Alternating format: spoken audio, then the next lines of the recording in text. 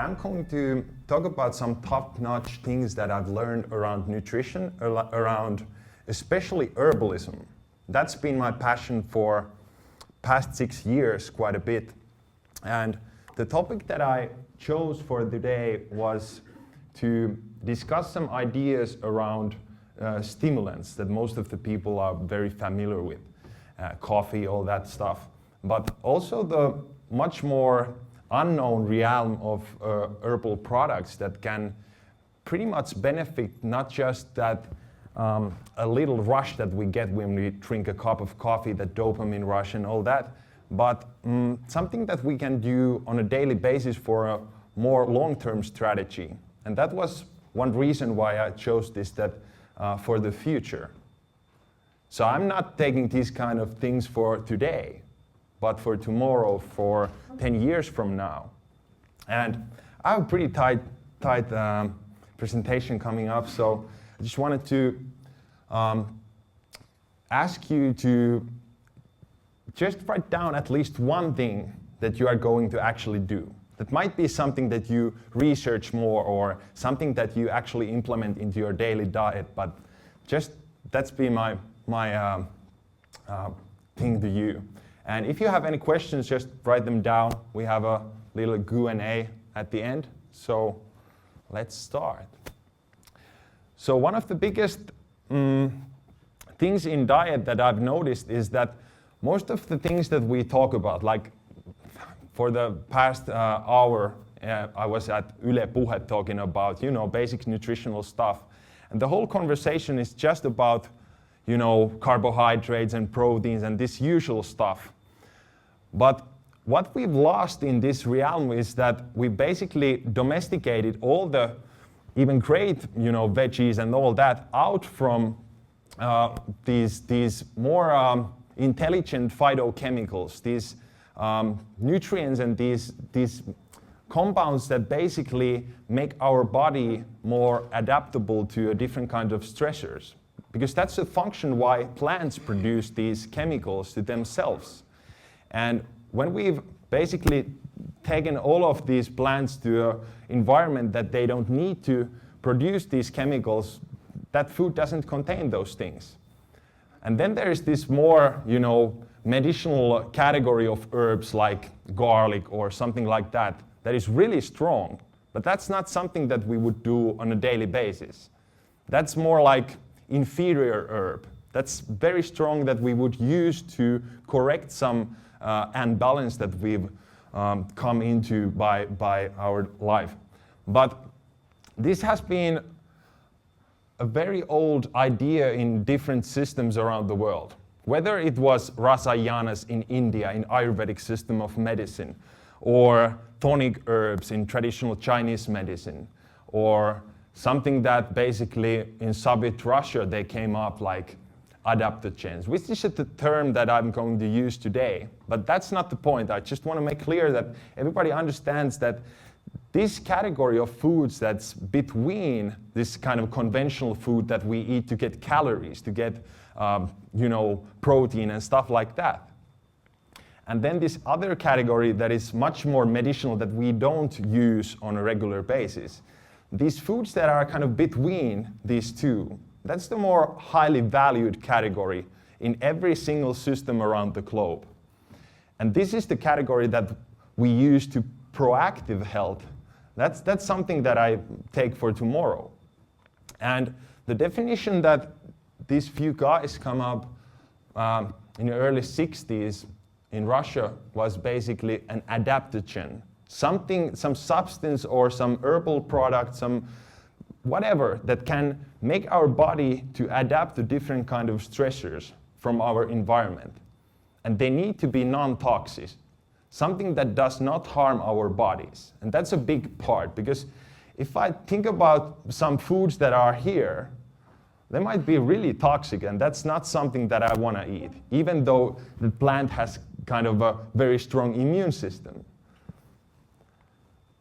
But the point that I want to discuss today is what are the top herbs of these systems in our own ecosystem and around the world that we can benefit of, and what would be some ideas that how we can really bring these into our daily lives. But this is a big thing in Finland, superfood. This has been for a couple of years now. Helsinki and Finland has been like the #1 superfood country in the world. And that's amazing to me. But this is kind of just the same old idea, but the term that we use is different. So if I look up from Google Trends, Helsinki comes up first for years now. So this has been a big thing here in Finland, but the idea is exactly the same. Let's take those superior herbs that are between conventional food and more medicinal herbs that are safe. And just want to clarify that even this is not a new term. We've been using this for approximately 100 years now. This really got my attention years ago. This brings to my mind a nice story from a medical doctor named Nikolai Lazarov. In Soviet Russia, this guy had a mission to basically investigate and research all the tools that we can use to increase stamina, increase adaptability, increase cognitive function for soldiers during the world wars. And what he started off with was, amphetamines and stuff like that. And he got really strong stimulating effect. We got this, massive enhancement in performance, but the side effects were so drastic that he basically went back and looked for folk medicine and is there something to research more into? And that started this basically 20 years of quite profound investigations of over 200 different plants, different herbs in Russia. But there was only basically 3 plants that they finally got into that, these are superior adaptogens. And I'm going to discuss about that in a moment. But the idea that we are using right now stimulants quite a bit to get that little rush, and then we pay the price in a moment.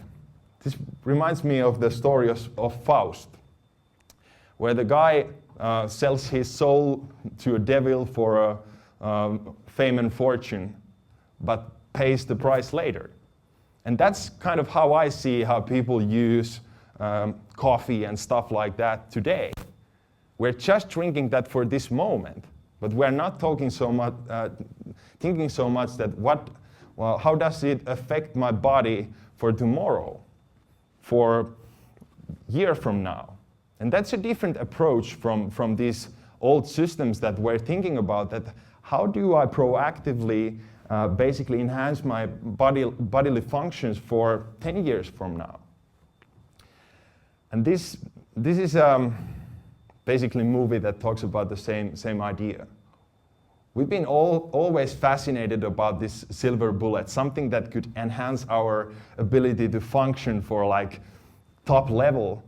And actually this kind of smart drug realm is called nootropics, and this is something that I've been writing quite a bit for our book lately. But this is a bit different category. Even though these classical adaptogenic herbs basically function through our hypothalamus and through our brain, they biohack our stress response. That's a big term that I'm going to use today also. So even though there is like, if I think about traditional Chinese medicine or Ayurveda, there is thousands of different plants that they've used. But there is only like 10, maybe 20 herbs that are like superior herbs, tonic herbs. And this is a big difference. But I'm going to focus for these classical ones. So Rhodiola is easily the most well-researched one. There is easily the best studies about all of the plants that I'm going to go through today. This is scientifically most like valid stuff. And this has nothing to do with rose, the flower or anything like that. But the root of this plant that grows above Arctic Circle in Finland, and you can also grow this by yourself. The first one was actually, that's my baby.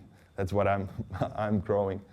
But the root of this plant was one of the first things that this Lazarov went into. That there is some properties in this root that make soldiers and make people, make athletes work better, adapt stress more easily, enhance their performance in the long run. This was not something that they came into that this immediately affects my body very strongly. Even though later they found out that even single doses of rhodiola is very effective against fatigue and all that.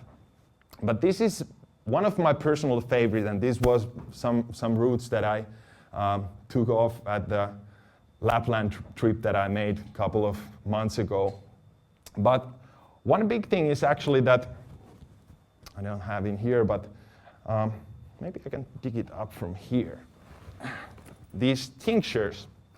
So there is this is called chu in Chinese medicine. When you put some root or whatever into alcohol, it basically dissolves this fat-soluble fraction of compounds from these herbs. So if I would like take a big pot of water and boil some tea out from this root, I would get some effect. But in this case especially, most of the power is in these fat-soluble compounds that I get off by extracting that in alcohol. And that is something that I personally find out that that's something that I really do on a daily basis very easily. So one-handed. I'm quite sure that I can find, maybe some can help me. You can find some bottle from there, that would be nice. But these tinctures, that is something that I really know that I will do because it's so easy. It's something that I can carry with me very easily, and I will do that. And you can actually do those by yourself also very, very easily. That's the only one. But that's the one thing. Another like classical adaptogen is Schisandra. This is something that I use basically because of its name. Sounds so cool. But you know, a little tincture bottle like this,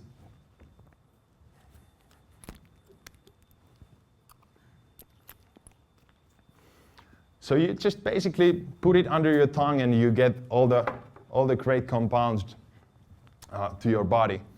But that's something that is super easy to me. And Schisandra, or in Finnish sitruunaköynnös, balsamiköynnös, is something, these berries has been a big thing in Chinese medicine. This is like the #1 herb in there. It contains all the 5 flavors, enters all of your meridians and all that stuff. But this is one of the great ones that they've also studied more than basically any of these other herbs that I'm going to go through in a moment. And the last classical one is Siberian Ginseng or Eleuthero. This is also a great one for stamina, for stress relief, stuff like that. So all of these 3 ones that I just went through are superior herbs for basically making our body more adaptable, not just to physical stress, but mental stressors also. So the typical stuff that people do nowadays is this. I think I found that infographic yesterday. And there is some truth in that. But I think that the point I'm going to say in here is not that don't use coffee or anything like that, but that we could implement these other plans to make these routines that we are doing every day basically more balanced. Something that we can benefit not just for this moment, but for tomorrow also. Ideal brain tonic. So there's lots of stimulants that we've been using for hundreds of years, and mainly for that purpose that we get that benefit straight away. That's why people are not so interested about, some adaptogen. I'm not interested if that works in a period of 2 weeks or whatever. I want it now. And this is a bit different approach. But what we've understood from the study of these things is that these plants basically make our body more intelligent in dealing with stress.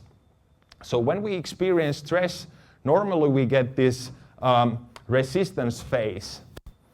And when we lack that basically vital power, that life force that we are using to resist that stressing trigger in our life, when we run out of that, then stress will really get into our body. Then something really not the best things ever will happen. And what these adaptogens are meant to do is basically cut off this third phase totally. And that's something that I've experienced for years now. Even though there is hundreds of things that I would stress out, from that noise to every kind of thing in this room, for example, there is this kind of pushing momentum out of our bodies that is like, I've pictured in my head that it's kind of like I dissociate a bit from that situation when I'm, for example, using a big dose of ashwagandha that I'm talking about in a moment. But that's something that we want to do more with our strategy towards stress, because we can kind of biohack these systems, how our body reacts to different kinds of stressors. It's not just something that we can do anything about that. And these plants basically work through our HPA axis, which is hypothalamus and pituitary gland and adrenals. So we can make these systems work more intelligently, excrete different hormones in different periods of time to make this whole system work in more balanced way. So these were the first things that these scientists came up in 60s. What's the difference between something that we would use only for stimulating effect versus these adaptogenic herbs? You can find these slides from SlideShare, so if you want to come back to this, feel free. Actually, took this photo yesterday morning from my office, so I have literally like hundreds of different plants that I've been trying for years, and there's a lot of stuff that doesn't work.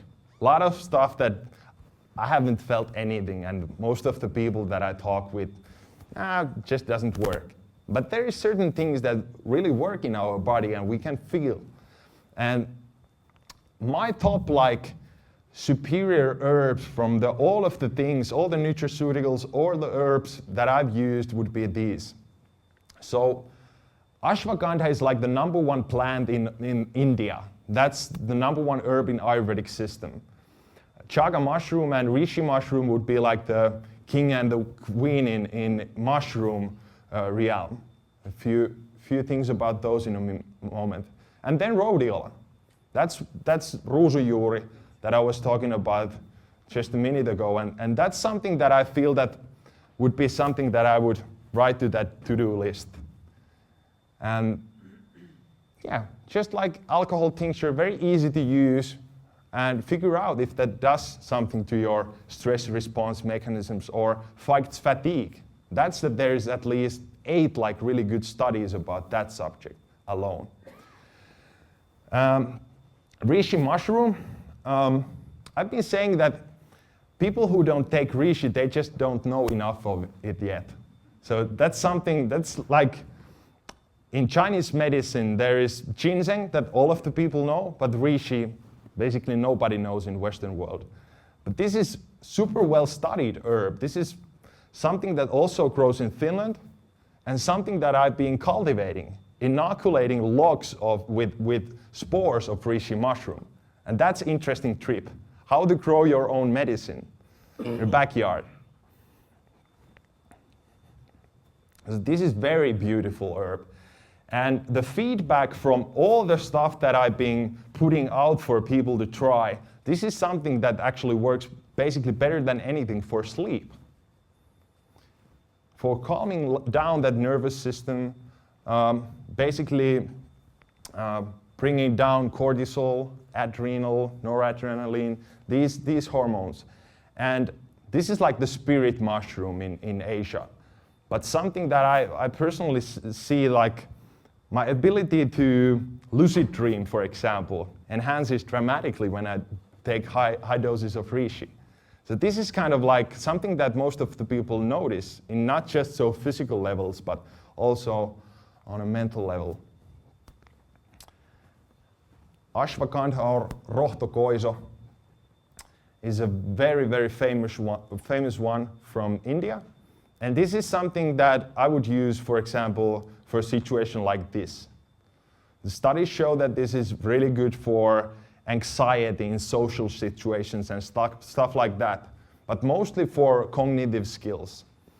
And in this case also there is a lot of superior compounds that are fat soluble.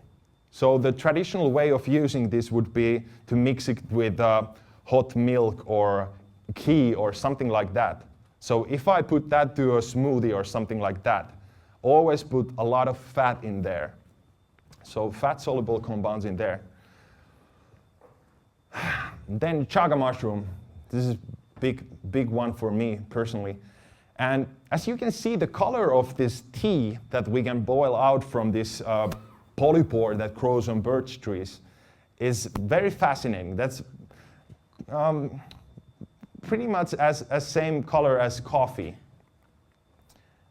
And this was something that people in Finland would make a decoction out at the times of World War. And this was called actually a woodpecker tea. So this was used as a substitute for coffee. And I'm gonna give you one idea how to implement this idea with coffee, just in a moment. But this is probably the best stuff for our immune system that I've found out from the herbal world. And there is some cool little video that I want to show. So there is this white blood cell that is chasing some bacteria there. But for example, for me, the whole idea of getting sick or anything like that is absurd nowadays. For past 6 years, I've felt anything like that for all that time. So we can basically make our bodies, our cells work much more intelligently by using stuff that modulates, not just stimulates. Like a garlic is a great classical immunostimulant. It stimulates our immune system. But chaga mushroom, reishi mushroom, these are classical immunostimulants. So even if we have kind of overactive immune system, autoimmune diseases and all that, it would bring it down. So that's much more intelligent mechanisms that are working in our bodies. So this is something that they've been using for a couple of 100 years in Siberia especially, to basically make our digestive tract work better, to enhance immunity, even as a kind of a cancer-fighting herb. But probably the greatest thing that I've found out from this herb is that if we boil tea out from this plant or this fungi, it is super, super alkaline. So from the analysis that we did, we found out that it contains like ridiculous amounts of potassium, rubidium, cesium, these alkaline metals from this first group in periodic table of the elements. And these dissolve very easily, very well to water. So if I boil out this strong, dark chaga tea and use that as a base for a coffee, then we get something. I have 2 cafeterias that I work or run in Tampere, and I started to do this to people without saying, like, there is a great coffee, just try that out. Because it contains vanillic acid, it contains these flavors that are somewhat with the coffee. And I noticed that most of the people were like, yeah, this is really good, really soft. Because this high alkalinity buffers those acids in coffee. And we get all of the great medicinal polysaccharides that modulate our immune system. We get super, super high concentration of phenolic compounds that are antioxidants. And we can use that tea or that liquid also as a base for soups or for smoothies or elixirs, whatever. And my point in here is that it would be a great idea to bring this piece of herbs or foods to be a part of our food, to be a part of our diet. So that was the whole trip with Hippocrates. Let the food be our medicine and medicine be our food. And that is something that is not happening right now with most of the people. So how to eat your medicines as a diet? How to bring those in? So I came up with this idea, how to kind of upgrade the upgraded coffee.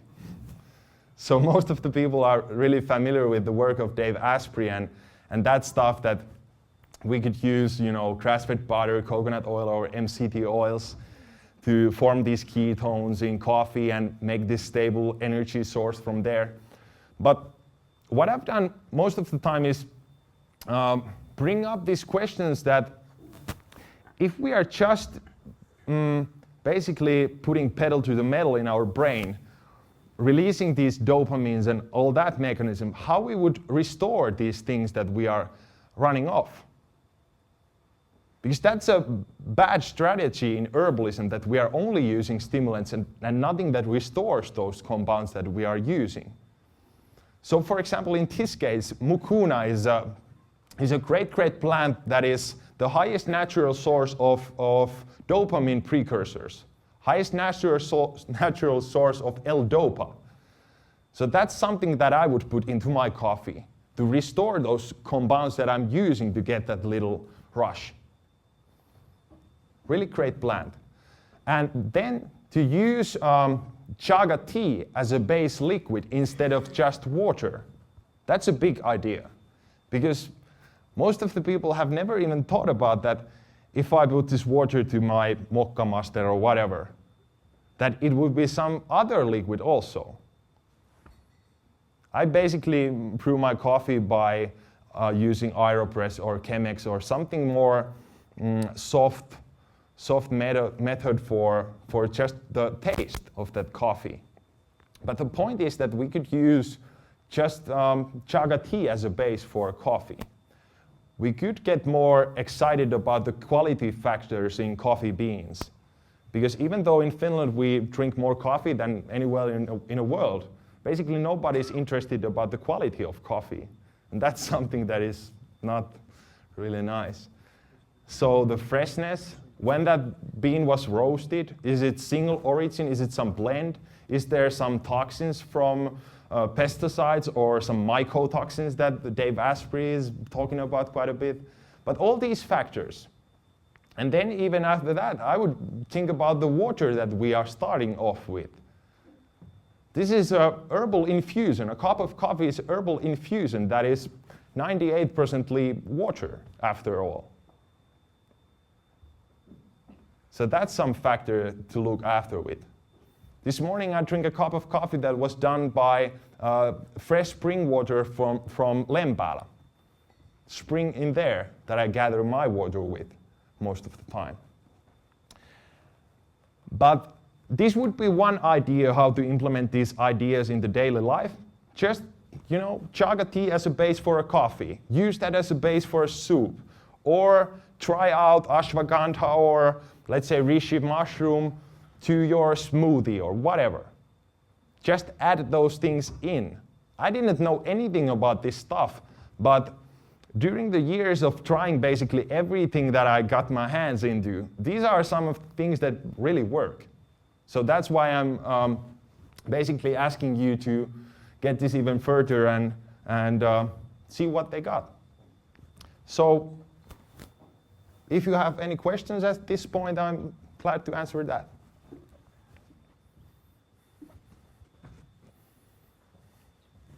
How many years have you been studying those?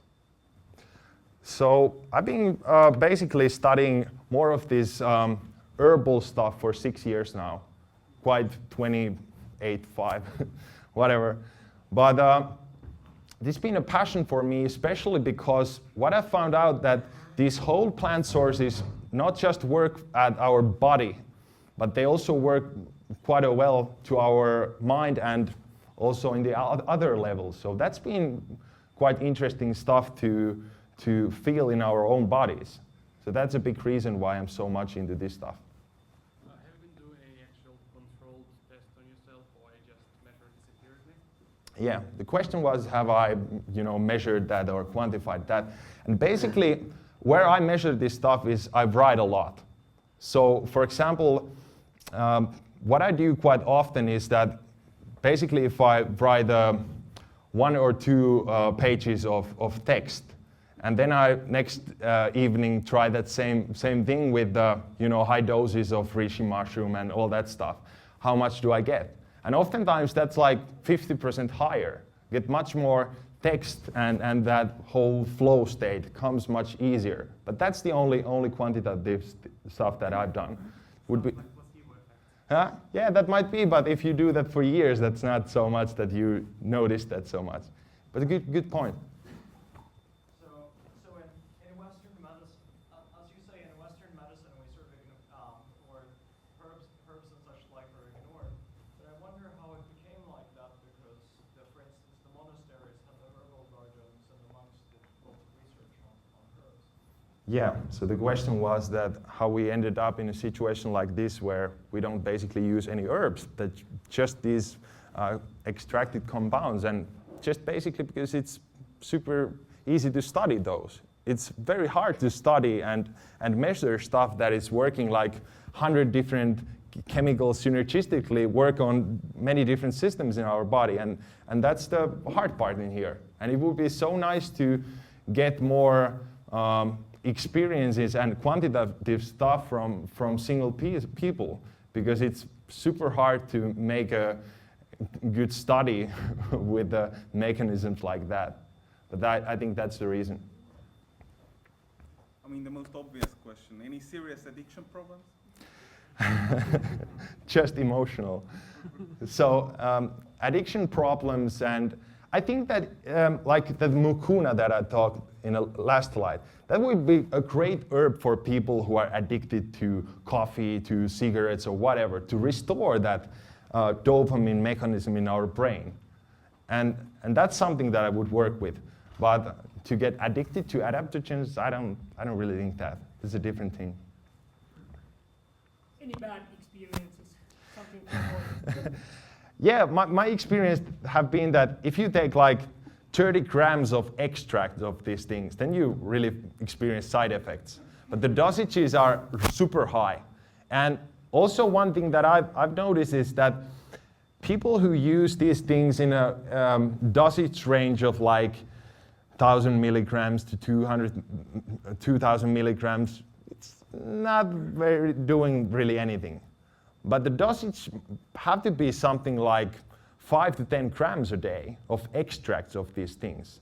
So that's a big problem also. People who use this capsulated stuff or whatever, they just don't take enough.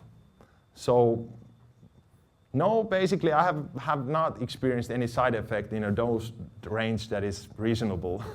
But if you OD on that, of course you're gonna experience something. Where to get all this stuff?